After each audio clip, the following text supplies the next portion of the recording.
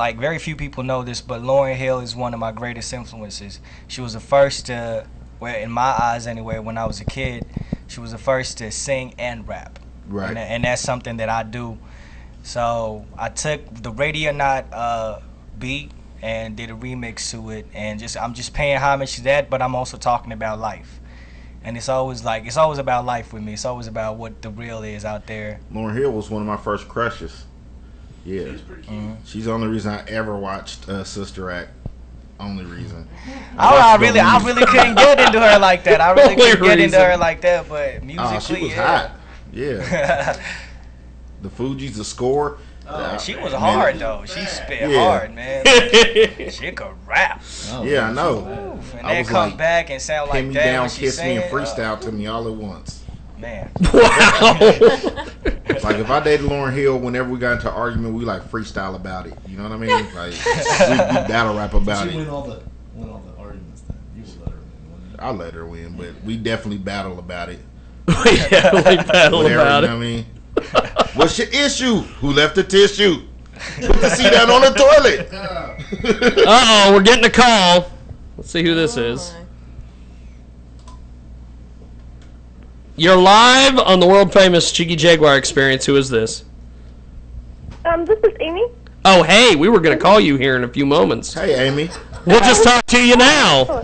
How are you, Amy? You're live with Kapelamusic.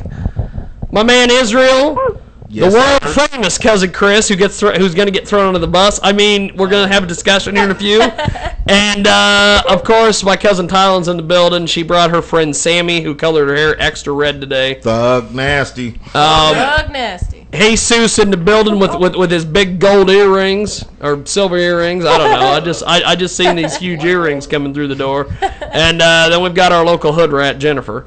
And Capella has brought management, and I also believe that he's also brought security. And what's great is that it's a 2-for-1 because she's security and management. Yeah. And She got her pistol on her, too. that's right.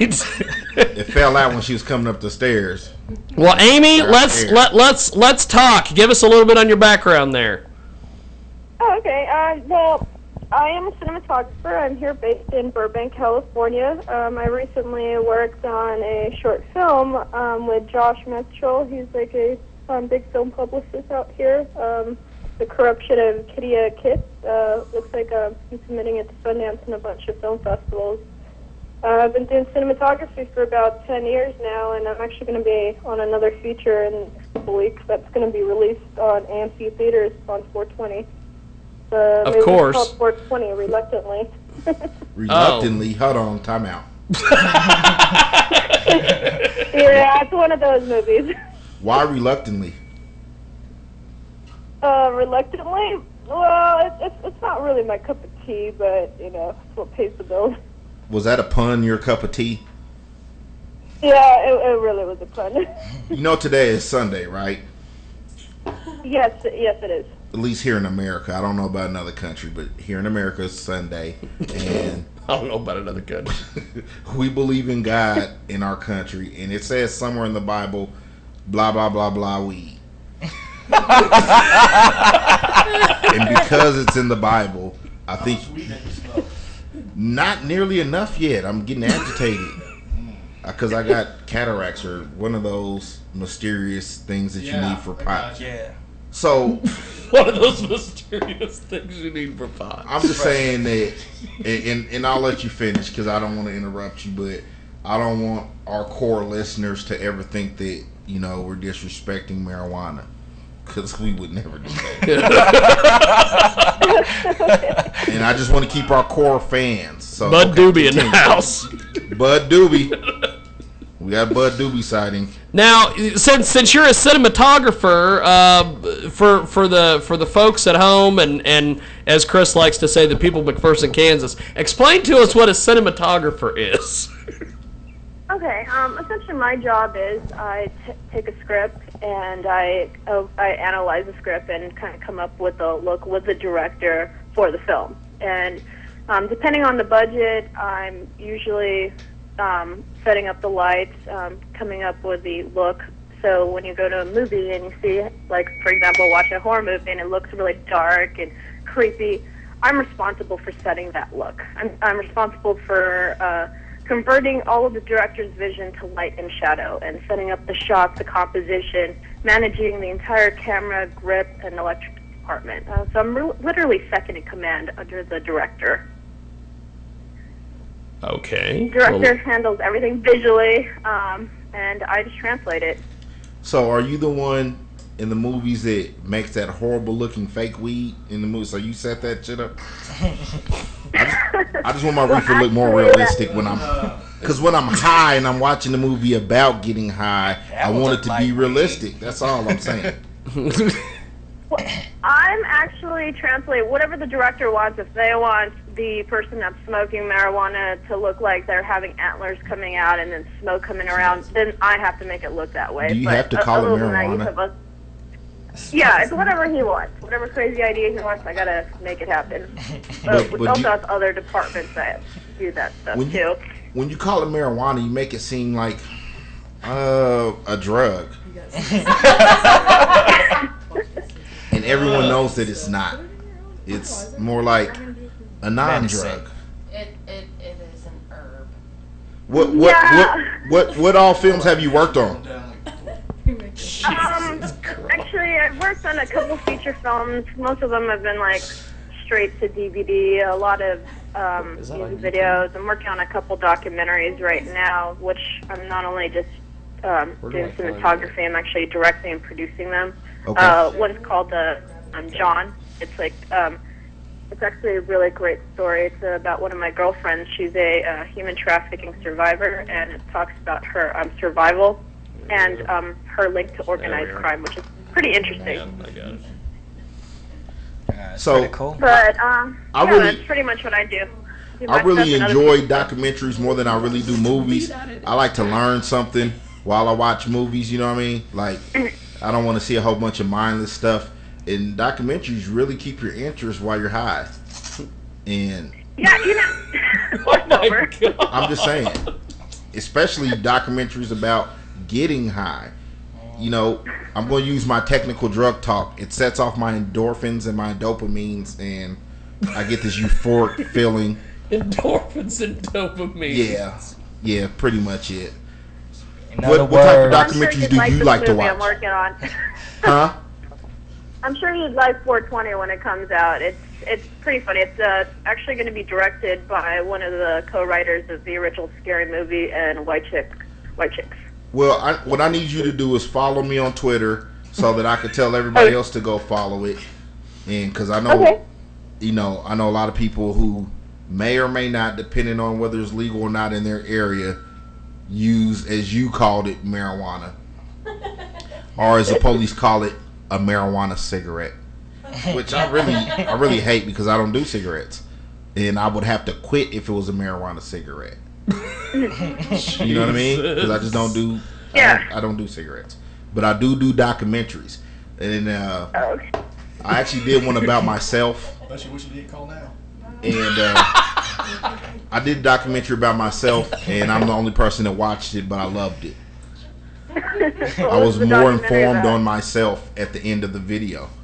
So putting together videos about myself helped me to understand what actually goes into producing a film. It's a lot of hard work, you know what I mean? Because you got to shoot hours worth of film, you know what I mean, just for 30 minutes worth of footage. And I don't think, and I'm being serious now for this moment, and I don't think people understand that. I'm clowning, but I respect your art. We wouldn't have you on the show if you weren't, doing something and making moves and being progressive in the industry.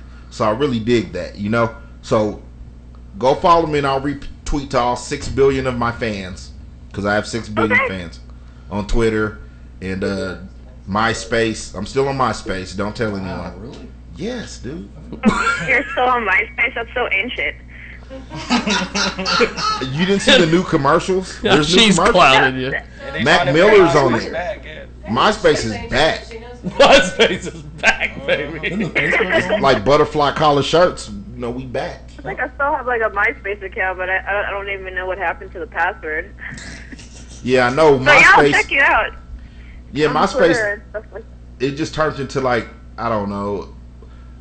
a dark satanic social media site for pervs like overnight.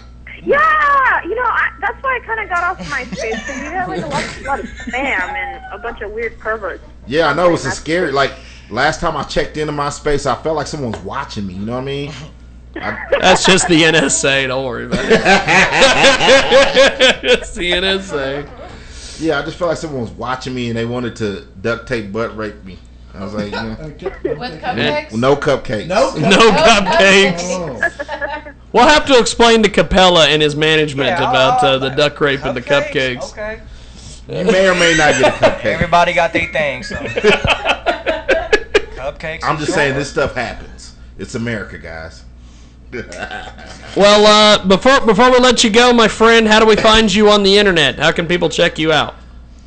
Yeah, people can check me out on my website, amyfilms.com. Now that's spelled Amy, AIMEE, films.com. And then you can have access to my Facebook, Twitter, and everything. But if you want to follow me on Twitter, it's Amy, AIMEEG Torres with an S. So check me out. You can keep up to date with all the films I'm working on, and I'm always posting some crazy photos behind the scenes because there's always somebody nuts on set that I'm always like, oh my God, why am I working with this person? It's fun. Amy, you've been a great guest. You've made it through the Izreal experience, and now you'll probably need to go get high yourself. But if you say no, it's quite all right because theoretically that means more for me. And that's all I'm gonna say. Yeah, I think I'm just gonna have a nice, quiet evening here because in California, oh my God, You're in California, you said? Yeah, I'm in California right now. The weather's like insane. It's like over like 100 degrees So out you here. mean you're in like the marijuana universe, and you're not gonna even have a joint? No, you know what? It's funny because being in the film industry, everybody is smoking marijuana. I think I'm probably like one of the only ones that is sober when I'm working. And it's just because that's just how I am when I'm working. Well, who wants to work I don't want sober? any No one does that. I mean, me personally, I smoke weed so I can work longer, so I can make more money, so I can buy more weed, so I can work longer, so I can make more money, so I can buy more weed. You get the cycle? You just gotta join in. You get the cycle. I totally respect that, But the people that I work with, oh my God, I see them. They don't even move after smoking. So I'm just like, dude, come on. Like, we got 12 hours. I don't want to be here for 24 hours.